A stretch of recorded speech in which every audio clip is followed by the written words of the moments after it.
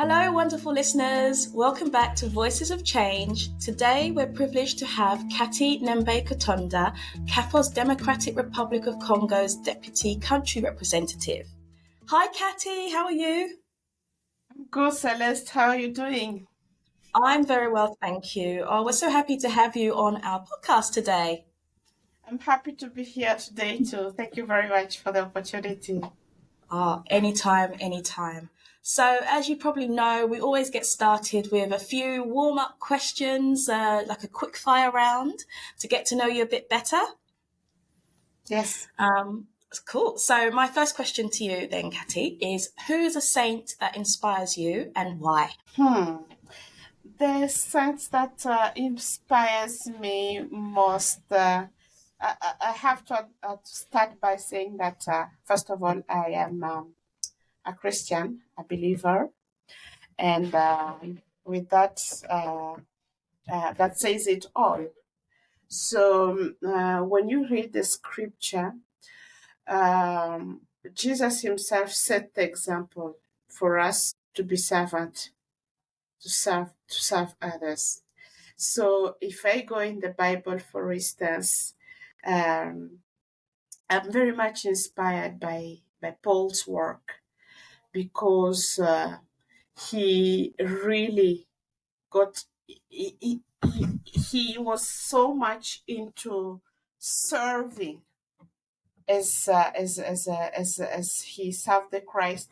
He also was engaged into the real work of serving the lives and changing lives of the people. But beyond that, also, if I have to to speak about the saint, I will be speaking about the Saint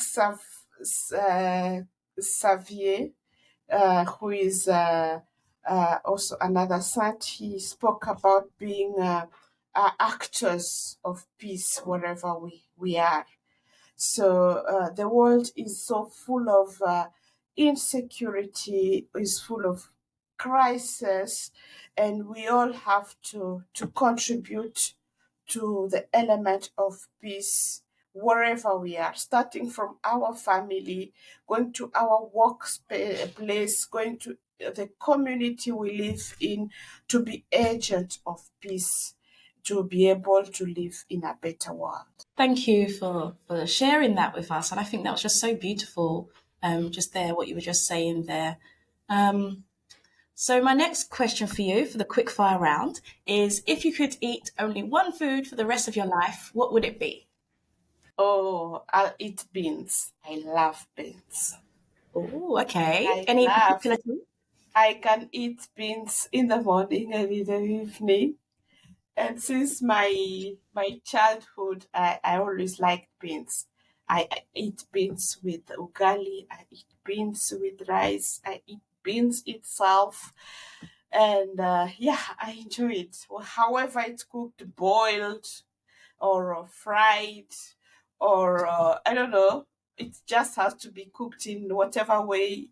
Beans is my fave. Beans are so versatile, and you just explained there. You can boil them, you can fry them, you can have them with other sort of condiments and other types of things for the meal. Sounds fantastic. So, should I take it you had beans today already? You're having beans later on? Eat later on. I Later. think right after this. Okay. I wish I was with you to explore having the beans with you and see what that is like today. You are you are invited online to join. Thank you. Thank you, Kathy. Blessed, merci. um, and Katty, is there something that you've always wanted to learn but you haven't had the chance yet to do? Yeah, I've always wanted to learn, and I think I will have the opportunity to learn more on that. I think in the next couple of months. I love editing and preparing like communication work. Huh? And Okay. yeah, so a lot is being done in our work, and I feel like that there's that gap. I also liked that part of work, but I want to see how best I can contribute in, selling better our work with the work of our partners. So I want to equip myself in that line to be able to equip others. I don't want to do it for myself, but I want to equip myself and then extend that to our partner and see how best we can better collect what is really the interesting work that is being done out there, and better sell it the the others, be it internally or externally. I think that's, I really feel great. That's one thing that I have not been able to do, or do it best. You can dare to do it, but I think there is a better way to do it, and that is what I want to learn and see how I can extend that to others. Yeah, I'm sure it will make a big difference. Oh, yeah, definitely. I mean, it sounds like you've got a bit of a creative flair in you as well, because to take on something like learning to do editing, maybe doing videos, photos, all this type of stuff, images. So you like to be a bit creative as well in general. Definitely, yes. As a woman, as a mother, you cannot escape from that. But also as a leader, I think there's a lot to remain open to those those opportunity, but also the gaps we are seeing around in ourselves. There's need for adjusting to get to fixing the gap where the gap is, and I like it because I also like that aspect of communication, because with communication you can do a lot of things. This is very true. You can. So I'm sure we're going to be seeing you making some spectacular movies, filming them yourself. I can see you making them, of our work, of course, showing people what we're doing and what's going on in DRC. That's very exciting. Yes, I hope to do that.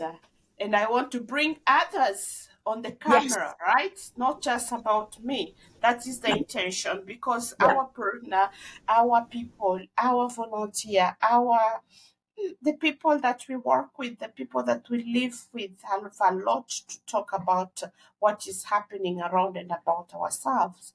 So doing it better is a plus to tell our stories better. And I think it's really important, isn't it, to have everybody who's involved to tell the stories better. It doesn't have to just come from one source. It should really come from the people that are actually involved, affected. They have stake in the situation too. So I think we really look forward to see more of that in the future. I'm going to definitely stay Definitely, tuned. definitely. It's gonna be original. Yes, good. I'm excited. I can see the vision. I see the vision. It's going to be great. Yeah. So we're going to obviously get more into then what you do here at CAFOD as well. But amidst all your responsibilities, how do you unwind and chill in your free time? I like music. I like listening to music. I Okay. like I like listening to music. I come from Democratic Republic of Congo, where music, other than our work, I go back home and play music. I can unwind after work on, some good vibes, some moves. It feels good. Do you have a favorite type of music? Like, are you Rumba, into rumba. rumba? Yes, Okay. Okay, I like rumba. rumba. That sounds very energetic. Like that could be a very energetic music. I And feel like I've heard. my favorite musician is Papa Wemba. He passed away a few years back. He is a Congolese musician, well known. I think even in the international scenery, he was one of the icon. I like him. Even yesterday in the evening, I was listening to his music. So yeah, get me moving, get me unwind, and get ready for the next day.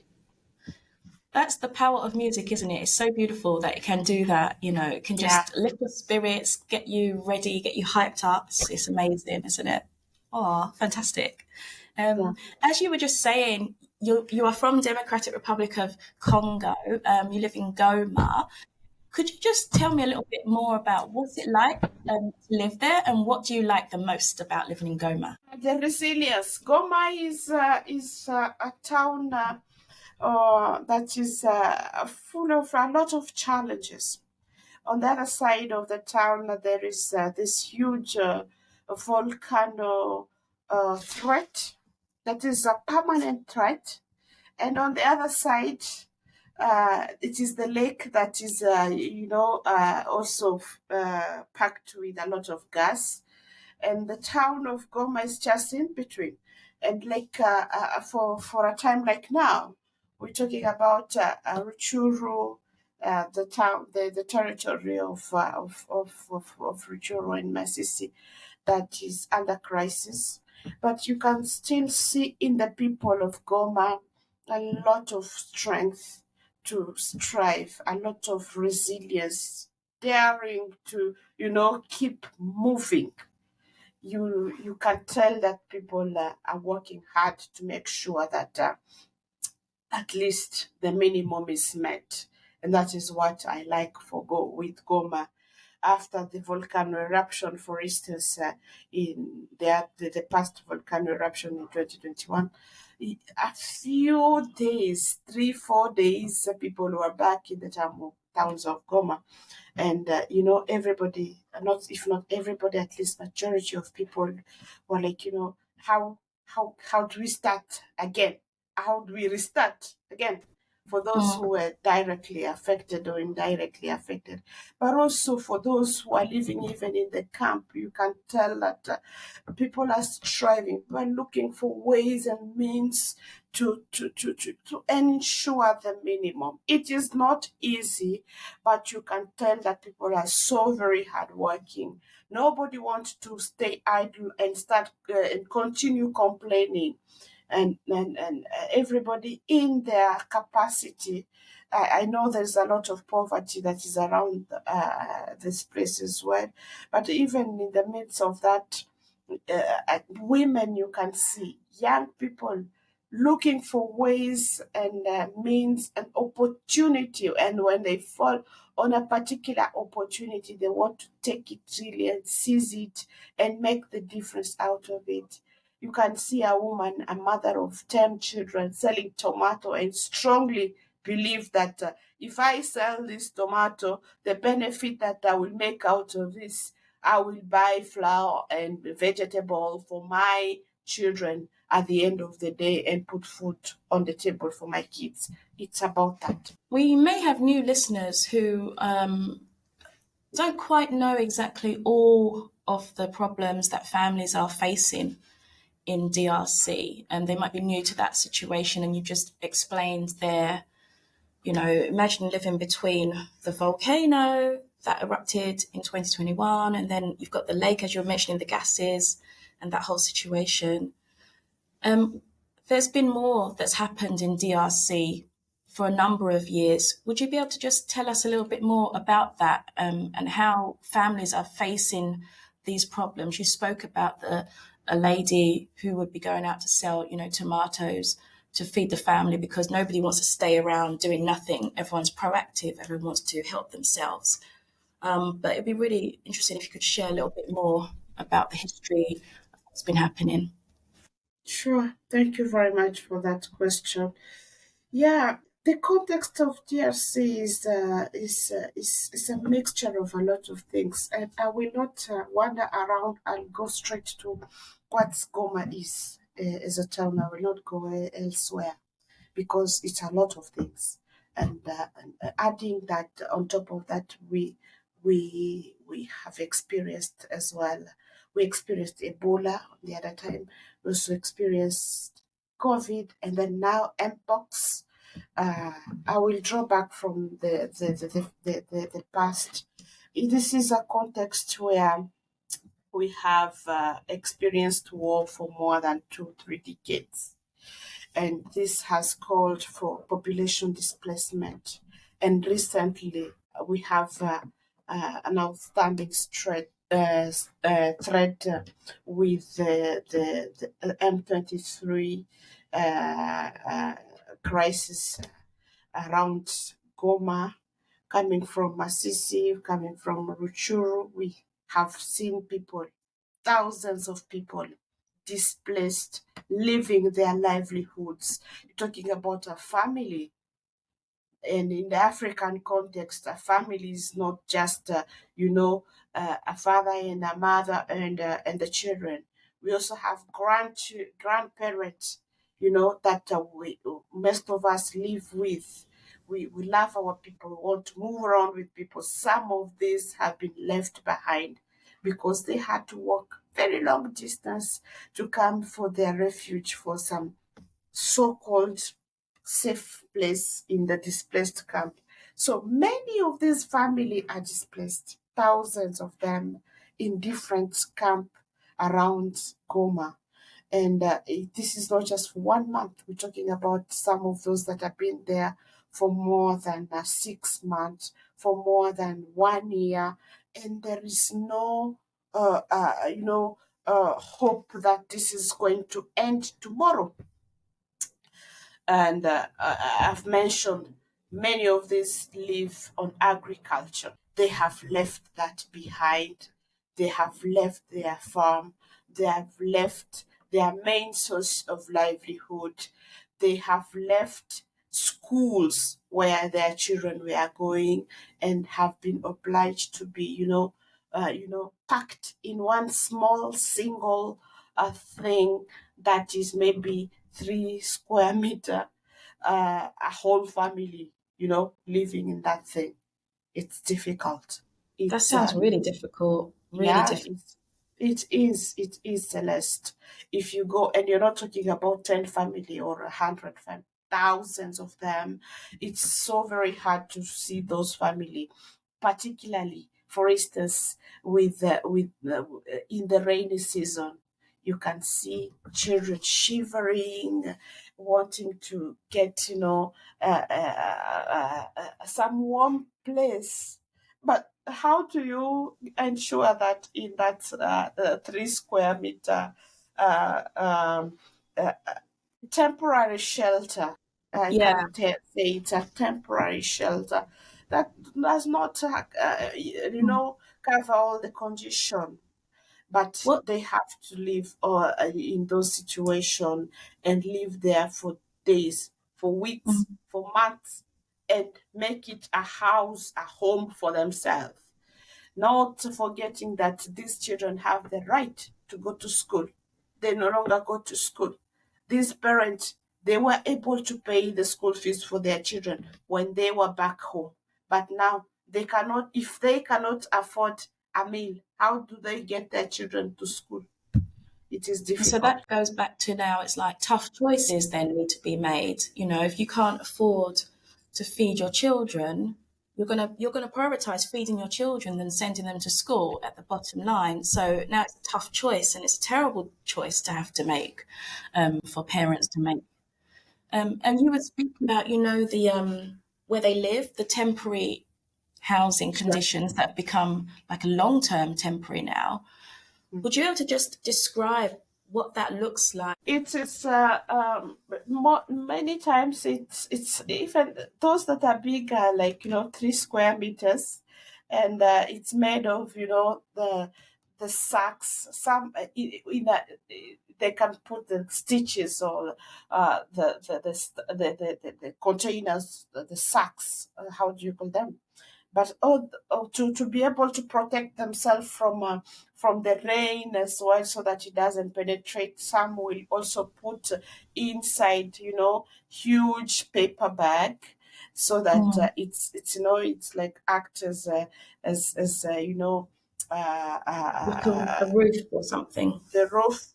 Yeah. But in many cases, they will receive also, or from humanitarian agencies, some tarpaulin to be able to cover their temporary shelter.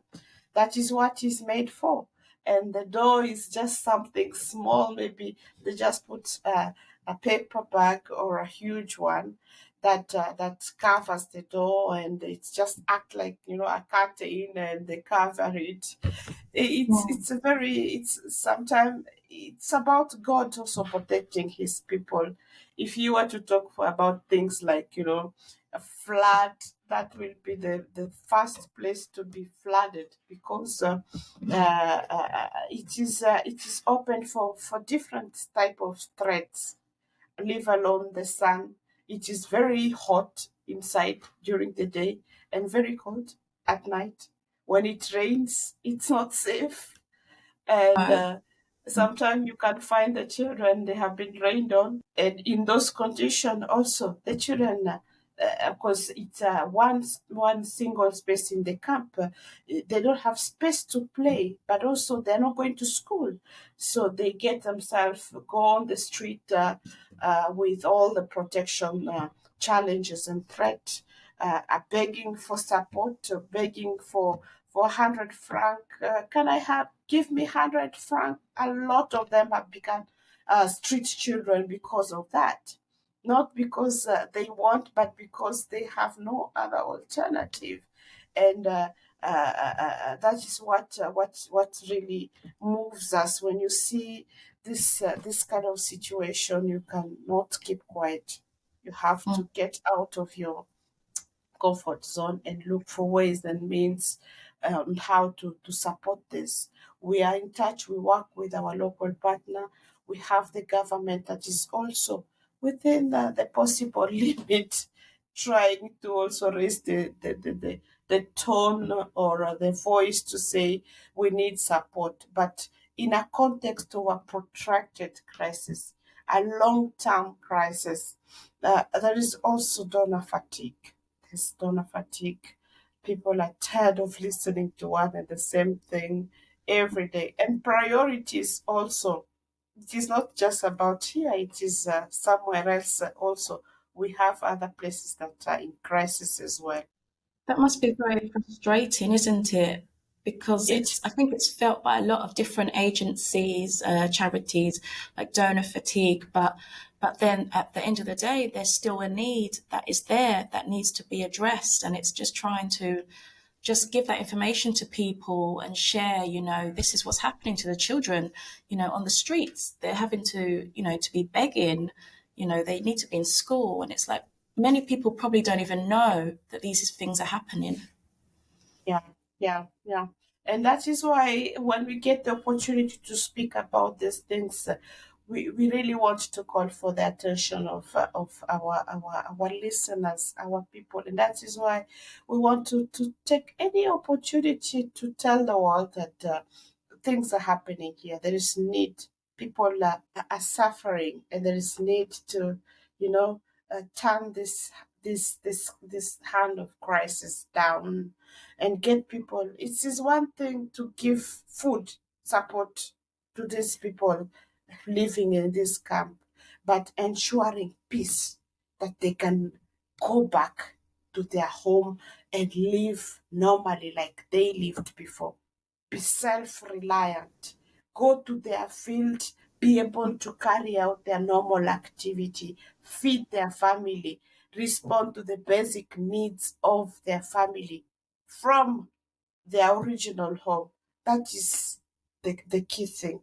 And that cannot be achieved without peace. And I think, yes, it is. And you're totally right, because peace is the foundation. When everything's disrupted, you can't continue living your life as you were before.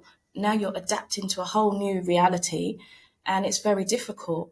And I know, I can tell even by what you're saying, the people that have become displaced, they just want to go back. They just want to go back to their homes, just pick up their lives, continue their lives. They don't want to be staying in, sort of displacement camps and temporary accommodations and things. So I think it must be sometimes some people may not really understand that it's not a choice to be in this sort of situation. They're external factors that have made this happen. So, okay, it's happening. So what can we do about it? And I think that's where we come in. Exactly. Yeah. So this harvest, supporters will be learning about Daniel, who joined a carpentry workshop, which was run by one of our CAFOD partners, CAJED. Would you be able to tell us a bit more about CAGED and why are these workshops so important to young people like Daniel? Wow. Thank you very much for that question. Kajed is one of our old partner. We've worked for Kajed for more than 20 years. And we like the work that Kajed is doing because it's very meaningful.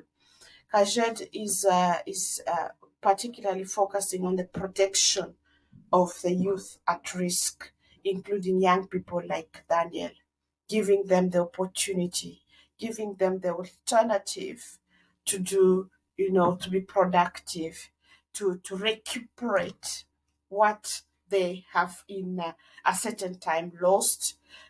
In Kajet is a school, but also a recuperation center, but also they are, for instance, they have transit space, transit workshop, where they receive young people coming from the army group, ex-combatant children, and offer them psychosocial support and act to orient them or to reunite them with their family, and also for those who have the capacity to join a recuperation school within the possible limits. Kashet tries to facilitate that as well. So young people like Daniel, what Daniel is just one of the many stories that Kashet has as a recuperation center where they have alternative, they have options for young people coming from those difficult backgrounds to either go for different life skills training. And Daniel happened to be one of the lucky one to benefit from that opportunity, and he did carpentry, and he's a very proud young man who is now gaining rightfully his living out of the training that he completed, and he is now he's able to also contribute to his family well-being, live alone himself, and you can tell that this is now a young boy with a future because he's not going to be begging. He's not going to be a threat to the community at large. He knows that I can use my hands, I can work, I know now how to make a chair, I know how to make a door, I will sell my service, and I will decently earn a living out of that. And that warms our heart and keeps us going. Yes. Oh, that's just beautiful. It's warming my heart because I'm just thinking it's just amazing when a young person can find a purpose and is able to rebuild, especially after going through a lot of trauma that no doubt Daniel went through previously. Do you recall when he first was able to work with Kajed? Was it possible to see a difference in how he was when he first came to Kajed and then now as a fully qualified carpenter? Yes, very different.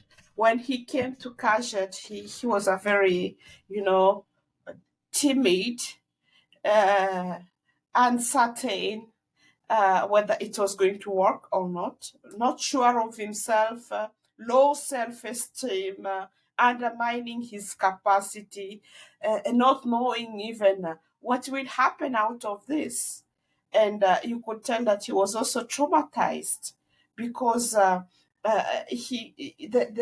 background from which he came from did not give him much choice. But as he progresses, what is the beauty of Kashet's work is that it offers an all-round, a holistic accompaniment to these young people that are full of potential, building their self-confidence, also teaching them the word of God, but also, providing psychosocial support to them alongside the life skill that they are learning, And I which think they go through the training, and then when they finish the training, they are provided with a starting kit, and out of that, a young person like Daniel, who's able to start his own workshop, and he's proudly making his living out of that.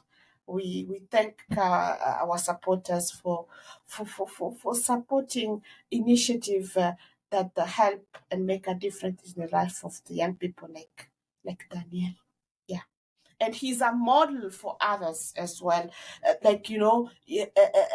Believing in themselves when they see a young person like that who has completed his training and he's able to sell his service and earn a living. Those who are coming from the army group, those who are coming are very violent, and when they are going through psychosocial support to build, their confidence, to calm them down. And when they see a young person like Daniel who has made it, who is not different than them, and went through that and has been able to rebuild his life, they believe that it is possible. I can do it. Also, I can get to that level. It's about that, the work of CAFOD. Those who are able to rejoin normal school, they go in the recuperation school. It's sort of an accelerated education, and they try to also go through the education and learn how to, not only read and write, but also go through the school curriculum and get a future out of that. And I think it's really interesting hearing about this kind of like, it seems there's three angles. You can go to the recuperation school because obviously a lot of these children, education was totally disrupted, can't read and write, many of them. So they get this opportunity to start again, to learn the basics. And then also you mentioned the psychological help as well as learning a practical skill. So it's like all three together helps to kind of develop them and helps to heal them by the sounds of things. So I feel like it is very important, the psychological aspect as well. Do you think people may take for granted how important it is to be able to kind of address like the trauma that they've been through as young people, because it does affect you into adulthood, so that they can actually come through that and now be able to feel, okay, capable of learning something, learning a new skill, becoming a carpenter, having their own business, maybe having a family of their own one day, but they just need to kind of go through these kind of initial sort of rehabilitation steps. So do you think people take it for granted, that this is part of the kind of help that someone like CAFOD can provide? I can tell you, Celeste, when they come, these young people, they're very violent. They've undergone different, trauma situation, very difficult situation. Some of those, like for instance, were ex-combatant. They've seen things that, a child of their age is not meant to see or to experience. They've killed, not some of them are recruited by force. In many cases, they are recruited by force, and not having another alternative. They find themselves in army group, and the work of CAFOD, getting them out of those places, is to also start by rehabilitate their mind, understand that you can calm down. It has to start by there. The psychosocial support is very key. We cannot be successful in training them in carpentry, in welding, in sewing, in doing whatever life skills they can do if their psychosocial is not stable. So we start by there, making sure that, they are accompanied, they are provided with psychosocial support, they are calmed down, they go through this transit, we call them transit center, where they come, and it can take even 3-6 months to work with them and to de-traumatize them. De-traumatize them first. When they are stable, now you speak to them the social worker that CAFOD work with, to speak to them, to tell them about the alternatives that are available, not imposed to them, because they also are individual. You tell them, their options. You can do this, you can do this. Among what do you want to do? And then when they come, they're able to make the choice. And just like Daniel, he chose to do carpentry. And he's proudly making his living out of that. When they make the choice, they follow that. Unlike imposing it to them, you make them participate in the choice of their alternative. And when they get to go through those opportunities, many of them will really take it seriously, because they now understand the meaning of having an alternative and not having an alternative. Yeah. And it's so important that they can see that there is an alternative to what they've been going through. That's not the end of their story. There is hope. There are people who are out there ready to help them, like yourself, like Hajed, like CAFOD, ready to help them, ready to try and, help them heal from what they've been through. So I think it is just amazing work that's happening that more people do need to know about. And, we have many supporters. And I think just hearing from you today, our supporters can understand a little bit more about all the wonderful fundraising that they do. This is the type of stuff that it's helping. It's helping young people, generations who need help with their skills, but psychological healing and things like that. And this is why it's just wonderful to be able to be a part of this, to be able to support the work. Sure. Katy, I just want to ask you finally, how does your faith inspire you to continue with your work? Because obviously, you've spoken about Daniel, you've spoken about the hard situations, that you're even seeing with your own eyes out there. And it must be a lot to deal with, to look at, to take in. How does your faith inspire you to continue? Because many people may be like, wow, this is just so hard to see. I don't really want to be a part of it. I don't see that there's going to be any hope at the end of the tunnel. But does your faith help you to not think like that, to think more positively? My faith inspires me to continue with my work, because without faith, you cannot do that. It takes having faith to be able to believe in this adventure, in this work starting from a scratch, in this traumatized, turbulent, violent young person who is coming from a very difficult situation, and see the future in that very person. It has to be, an act of faith. Jesus himself worked to, he said he did not come for those who are well. He came for those who are suffering.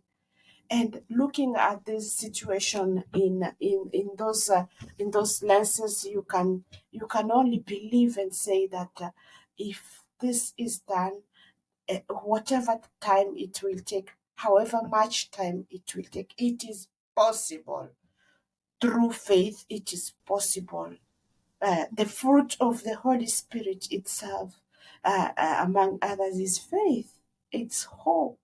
It's love. And when we do our work, we do it with a lot of love and warmth, because we know that out of that there is hope that is going to be built. For young people particularly, it is very encouraging to see young people like Daniel.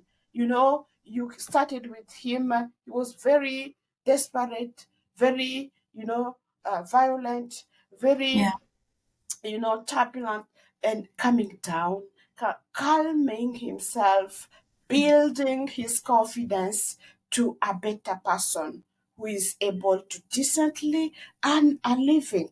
That makes a big difference. And when you are a believer, you have faith. It gives you faith to say, if Daniel did it, we can dare to do it for another person, for another young person, for another young woman who is in a difficult situation. He or she can also do it and be a positive change for this world that is desperately in need of hope. Thank you for those beautiful words, Katy. I 100% agree with you. And I feel people like Daniel are the living proof that with faith, with hope, with perseverance, a lot of things are possible. People can have incredible lives. Their lives can be turned around. Their circumstances can be turned around. And with faith-filled people who are helping, working alongside, anything is possible. And I think you've just kind of proved that by speaking to us a bit more about Daniel's life, his journey. I just think he sounds like an amazing, remarkable young man. I'm very proud of him. Yeah, I'm proud of him too. When I'm speaking about him, I'm picturing him throughout the process, seeing him in his overall with his machine, trying to get things done. It's beautiful. And he also he says he always wants to train others. He wants to train others. Yeah. So he's offering a hand to others. Is like, you can do it better. You can leave the street. You can rebuild your life, and that is what I love most with him. Yes. This is beautiful. So he's literally paying it forward, and he's helping, other young people that they can also turn it around, build their lives. It doesn't have to be what they've gone through in the past, doesn't have to define them, essentially. And he's almost like the ambassador for that. That's so amazing. Exactly. Katy, thank you so much for speaking with me today. It's been an amazing conversation with you. I've really enjoyed it. Thank you very much for the opportunity as well, and thank you for organizing this as well. That's fine, no problem at all. And I think it's just been really good to know a lot more about the situations that are happening in DRC, but also the positive. So the work that's being done, that people who are working alongside, particularly young people who've been suffering a lot, to just bring them out of that, to try to help them to see a brighter future. And I feel like I've learned a lot more today about that. And I hope our listeners have as well. So thank you, Celeste. Thank you so much. Thank you for sharing your invaluable insights with us today. And to our listeners, please do stay tuned for more thought-provoking conversations. Every day we learn something new that we didn't know before. Also, don't forget to follow, like, share the podcast. It's everywhere you can get a podcast. You will find us. Watch us on YouTube. Until next time, I was your host, Celeste. I was here with the wonderful Katy. So take care, everybody. Bye. Bye. Thank you, Celeste.